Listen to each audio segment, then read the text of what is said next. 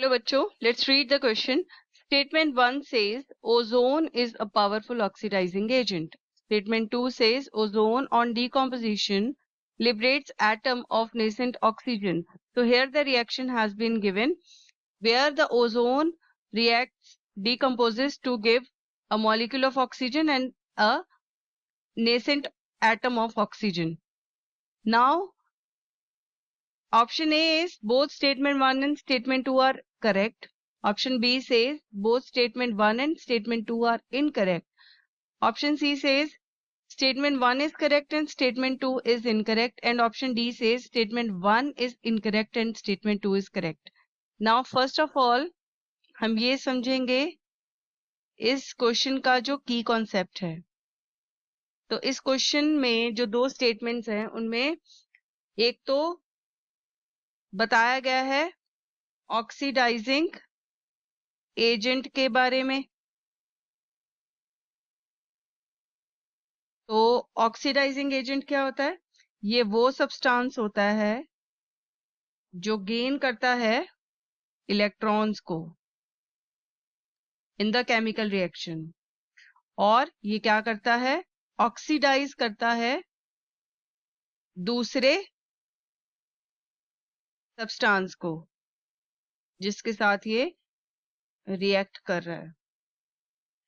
तो that means oxidising agent हम उसे बोलते हैं जो इलेक्ट्रॉन्स को गेन करते हैं. और दूसरी स्टेटमेंट में हमें बताया गया है ओजोन की डीकॉम्पोजिशन के बारे में.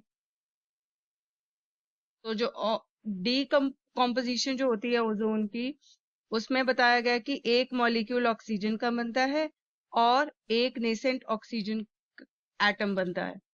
तो यहाँ पर let's discuss the question now. तो सबसे पहले तो हमें ये पता है कि अंडर नॉर्मल कंडीशंस, तो नॉर्मल कंडीशंस में जो ओजोन है वो क्या है?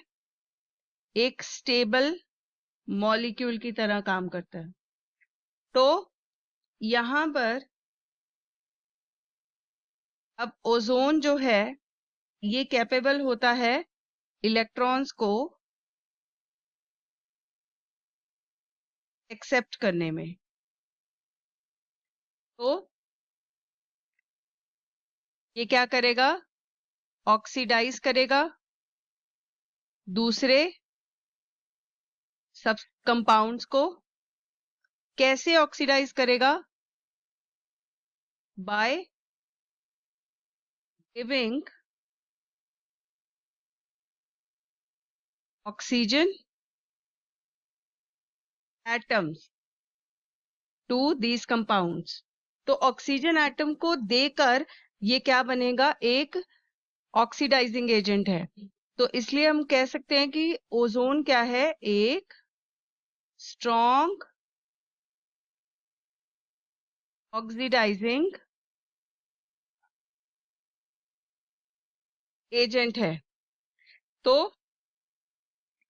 अब यहाँ पर ये जो ओजोन है इसको यूज किया जाता है in the process of ozone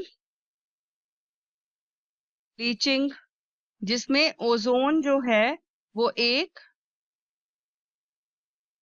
bleaching agent की तरह काम करता है for cellulosic fibres. Now the second statement, उसमें बोला गया है कि जब ओजोन की डीकॉम्पोजिशन होती है तो वो क्या बनाता है? एक तो ऑक्सीजन मॉलिक्यूल बनाता है और एक नेसेंट ऑक्सीजन बनाता है. तो ये जो है नेसेंट ऑक्सीजन, ये क्या है? Very reactive. तो ये बहुत ज्यादा रिएक्टिव बनती है और एक तरह से ये क्या बनता है? इंटरमीडिएट.